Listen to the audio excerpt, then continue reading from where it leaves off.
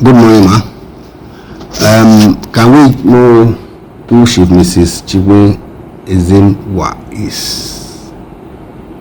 Mrs. Chiwe Ezenwa is an entrepreneur, an educationist, a mother, a philanthropist, a manufacturer, and any which way you want to describe this woman here, I think you'll be in the right direction. Okay, ma. Having passed through or read through your profile, it appears is very intimidating.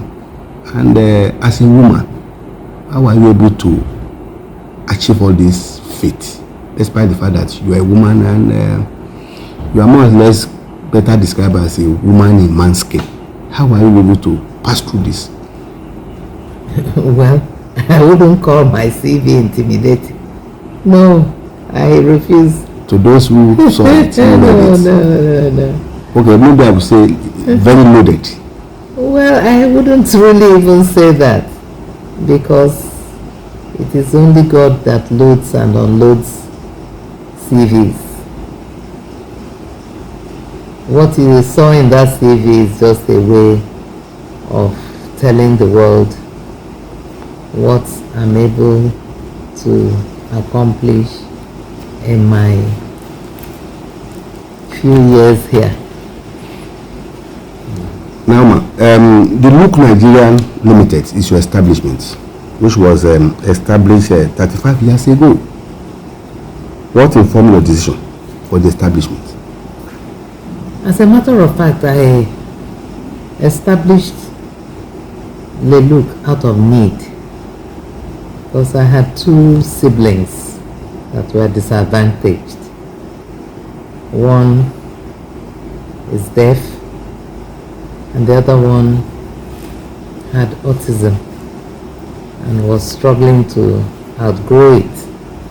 And all this was happening while I was abroad. And as soon as I came back to Nigeria, I met my mother, who is a widow, struggling with these two children of hers. So I decided to open Le Look for that my brother. And that name came because I figured if he cannot hear and he cannot talk, he can at least look, he can see. So I set out to establish this company for him to see what he can do with his hands. And then the other lady, the lady to join him, so both of them can have fulfillment in their various disabilities. That is. Okay, if you look at that, and let's go beyond the family aspect now. What exactly is the focus of the organization? Yeah. Well, the focus is actually to produce locally and sell globally.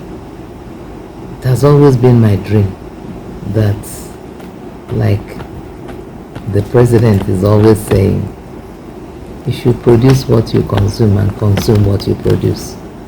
I've always believed that Nigerians should develop the attitude of sending things out there so that the world will get to know Nigeria.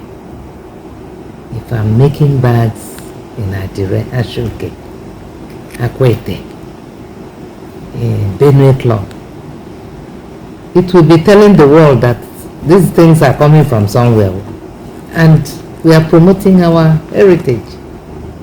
So that is my goal, and I think I tried. What do you think is the best way to discourage our entrepreneurs, particularly the younger ones, from looking inward in terms of producing locally made products rather than being interested in having foreign items? Well, I will say that if you do not really train them, you can't blame them.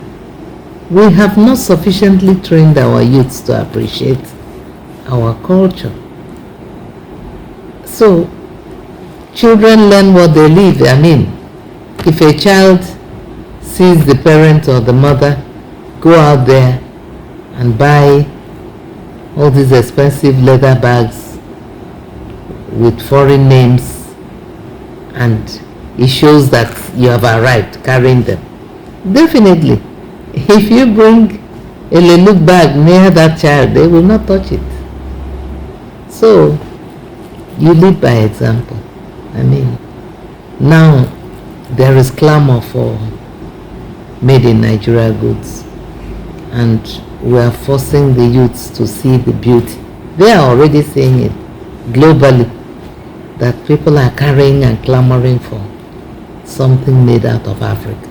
Okay, but you know that all these things still need the government support. How best way do you think government should be involved? They can actually be involved through training. Like I had to go an extra mile to set up an academy for young people to learn how to make these bags. So, a few government agencies are becoming interested in partnering with me to give it more visibility and to train more people. So, the educational curriculum must be really rejigged. If not, I'm afraid we can't get there. Okay, in that case, let's now look at, based on what you have just said, that the education needs to be rejigged. Don't you subscribe to the idea that there should, in the curriculum, there should also be what we call skill training, so that this will equally support, assist, and not waiting for white collar job all times. Of course. Now, even with the National Board for Technical Education, there is this slogan they are using: skills, not degrees. So, it shows that they are conscious of the fact that skill acquisition is key to having an all-round education. You can have PhD and you have no skill to back it up. In future, with our population growing in leaps and bounds, it's going to be tough. Okay, I recall that in those days, when you talk about technical colleges, this is something that is fascinating, but it appears it's going down the drain. And it's a college that I believe that will help all what we are saying. Reviving that college, what is your take? I'm all for it, actually, and it's part of the goal, I think, Her Excellency Alaba Lawson and a few other women are clamoring through their own schools to get government to restructure the educational system. We used to have a 6334 and all of a sudden it died. I think vocational education should be rejigged seriously. It's not by just talking. I believe that the new government, the new administration, is going to pay more attention to vocational education, so that all these kids, 30 million children out of school, we don't want to hear it. They either go to formal school or they go to a vocational school. Okay, ma'am. With the record I have, in 1979, you traveled to Canada. What informed that? Well, I went there before then. I went there in 1972. I was a victim of Nigerian Civil War. And right after that war, I went back to school. And after that, I had to look for a way to further my education. So with the help of family, I had to leave the country. Okay. The records also have it that you establish operations of UN MDGs scheme for Nigeria in 2009. What are the motivation factor for this? Yeah, I did not establish that, but I worked with MDG. I had served under the current Deputy Secretary General of MDG, of United Nations. When she was in charge of MDG, I served under her as her Director of Administration. So that was my contact actually with MDG. Amina Mohammed, who is now the DG of United Nations. I worked under her in MDG. She was in charge of MDG. So that was my contact. I didn't establish that. And how was it? It was very nice because it exposed me early to Millennium Development Goals that has now been tagged Sustainable Development Goals, because right from the onset she prepared all of us for what is coming. You know, she did a lot in terms of education, environment. So I saw the future earlier than most people through MDG. So now that we're in SDG, I had been prepared. So that is also helping me in the business world to know what to do. So that was the contact I had there. Okay, well, what would you advise for the young and the upcoming entrepreneurs, particularly the women? I will advise women to learn to be more patient and resilient and seek mentors that can assist them. If you recall, in those days, if a man wants to get married, he will go to a family, pick his wife, and then, at least in my culture, and will send that wife to an older lady who had spent years in marriage, and that lady will learn a lot on homemaking, behavior, all kinds of things from this older woman before she goes into her husband's home. But all that has disappeared now. So we need to look at some of the things we used to do in the past. See how we can get a lot of young people to be mentored by older people who have more experience. So I believe that mentoring will help, but also the younger person must want to be mentored. You can't force it on anyone. Then, just of recent, the women entrepreneurs were in Kenya with their products, and I can as well affirm and confirm to you that they were able to excite all other participants for that conference with their various products. As a Nigerian, how do you feel about this? You know, when Iyalode Alaba Lawson came up with this innovative idea to have ECOWAS February, I thought it was an idea that I never heard of before.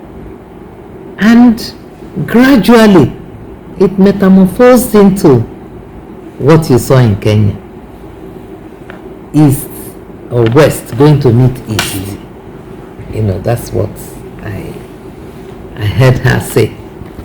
And that would be the first time ever Nigerian woman will organize such a thing. I regret that I wasn't able to attend because of some exigencies. I wasn't in the country. But I must tell you, that is the fastest way to grow our economy, to take our things to other African countries under this new African Free Continental Trade Agreement. And that is the first move. Not just talking. She made it happen. She made it happen. I am so proud of that lady. She made it happen. And it has gone down in history that that woman has a lot to offer Nigeria and Africa. As a first female president of NASIMA, she has brought in a lot of ideas that I'm even shocked that people are not tapping into. I don't know when they want to tap into it. I am tapping into it. Now, a little bit of politics with a focus on women in politics. What's your take? It is a very, very depressing topic, because in a country where you have 50% of the population are women, and yet we have no voice. We have no chair on any table. It is very depressing. We have no chair on any table in Nigeria. It is shocking. At my age, I'm shocked. No chair on the table. Everybody is seated, but there is no chair for a woman on any table in Nigeria. So it's a shame. All the fathers, brothers, uncles must bury their face in shame, because politically we are nowhere. We can't, a man cannot be Minister of Women Affairs. I mean, that would be an insult. We need the women to have a seat on the tables. Then who's to blame with these developments?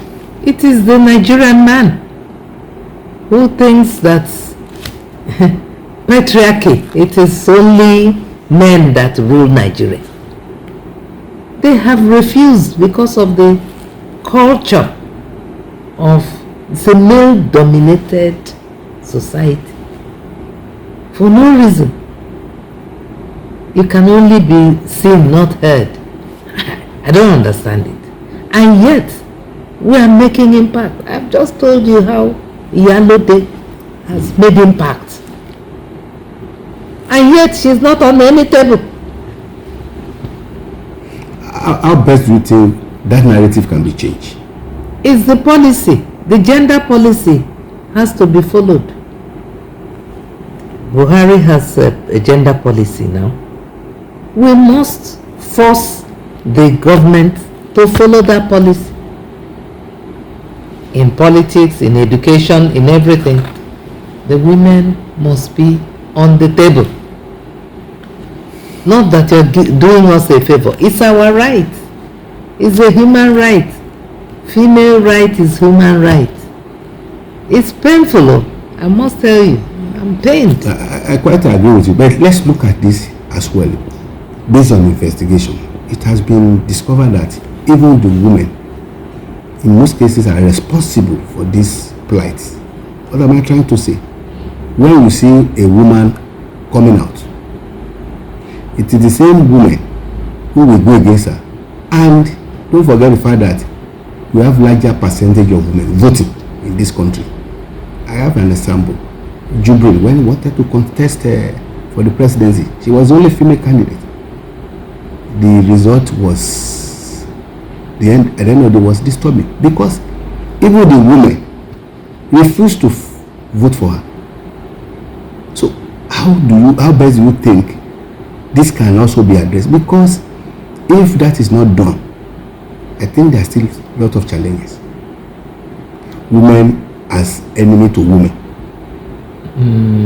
Well, these are all part of conspiracy. I will call it a conspiracy, because it is also the men that are talking about women not liking women. I don't see many women hating themselves. Those who are doing it are in the minority. There are only in the minority. The bulk of women love themselves. If not, they won't have women groups going for different meetings. February, we have February. We follow our leader now. It is conspiracy theory.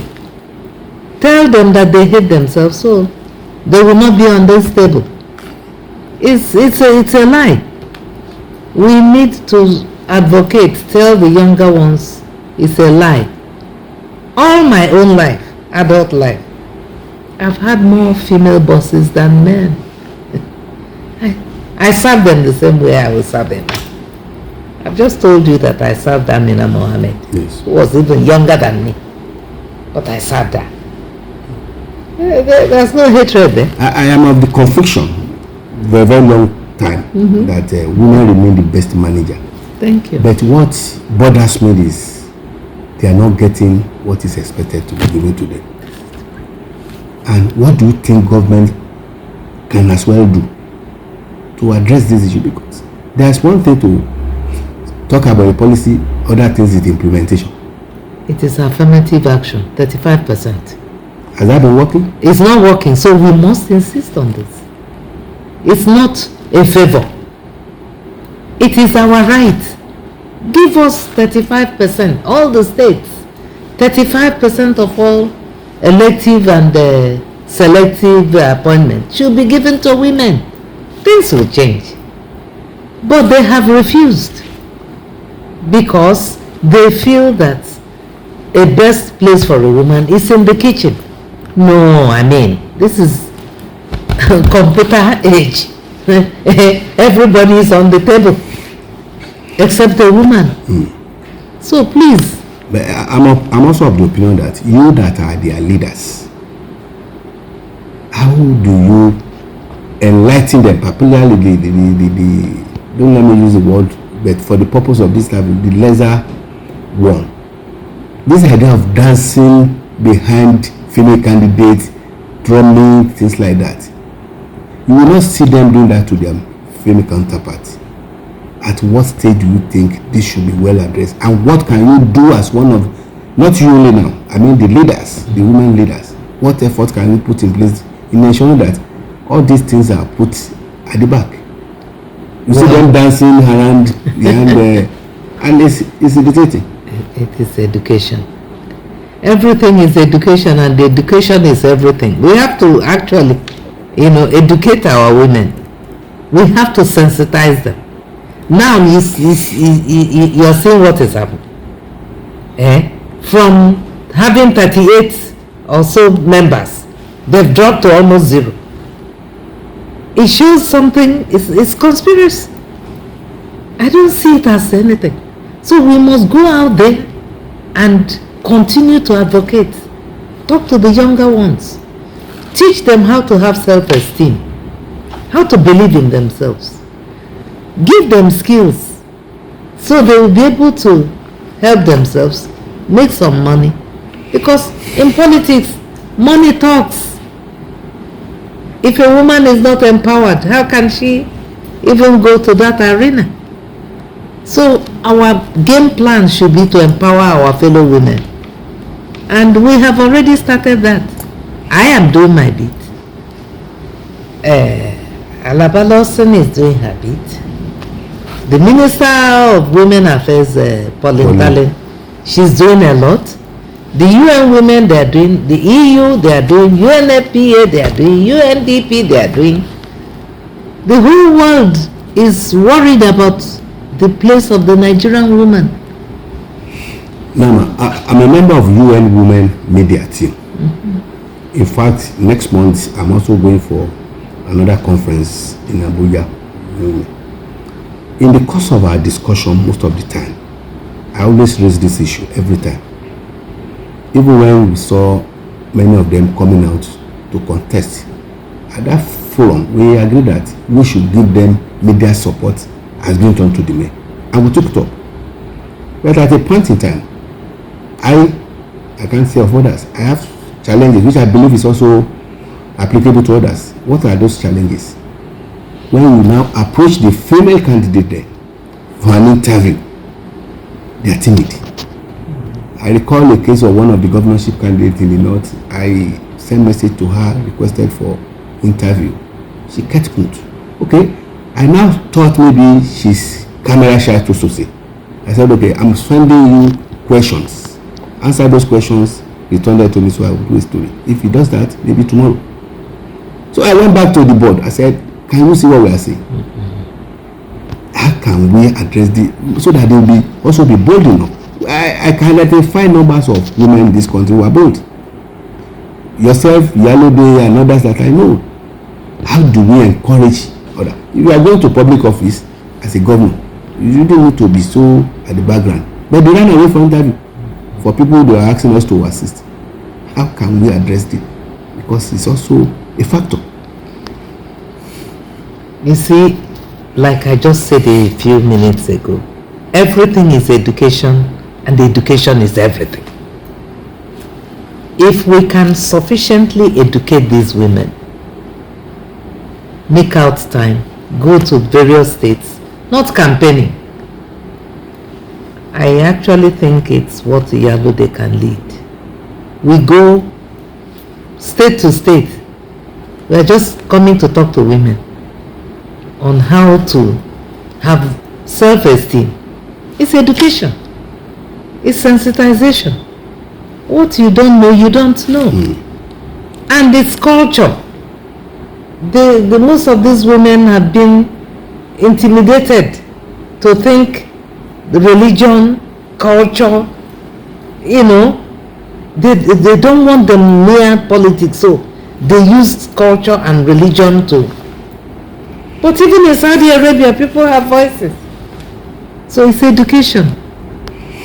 Okay, it's education. Okay, maybe I will share this on the last note. Don't you think poverty is a contributing factor to all this as well? Yes, now. Poverty is everything too. Because why are you clamoring to empower the women? It's to alleviate poverty. It is poverty that is making a woman want to sell a part of her body. It's poverty that is making a woman dance behind a male candidate just to get 2,000. It's poverty that makes a woman want 500 naira and a loaf of bread to vote. It's poverty that has crippled a lot of people. They have no conscience anymore. It is stomach infrastructure. If I may borrow the former governor of Ekiti State balance. It's stomach infrastructure, and it's born out of poverty. So if we can reduce it by skills, I am a skill advocate. I'm an advocate for skill. I've just told you how I'm able to raise my brother who's disabled. I mean, to have a skill, my sister a skill. I've trained a lot of young women who have disability into having skill, and I'm still training. So they come out of poverty. It is poverty that makes a woman take a lot of beating from her husband. Gender-based violence. That's the biggest thing now happening to Nigerian women. So it's poverty. Once you can empower that woman, she will not take it anymore. So I beg you, reach out also to the men folk and tell them they have daughters, they have sisters, they have mothers. What goes around will come around. Definitely. Because what you think will never come to you, you look around in your house, you have a female child. Must get her situated. Laws must change. Inheritance laws must change. The same law, the advantage your son has should be the same that your daughter has. What makes her not partake of your wealth? Because she's a woman, but she's your child. So we need to educate the men more. On this note, I want to thank and appreciate you for granting this interview for precisely 30 minutes. It's been a very wonderful day.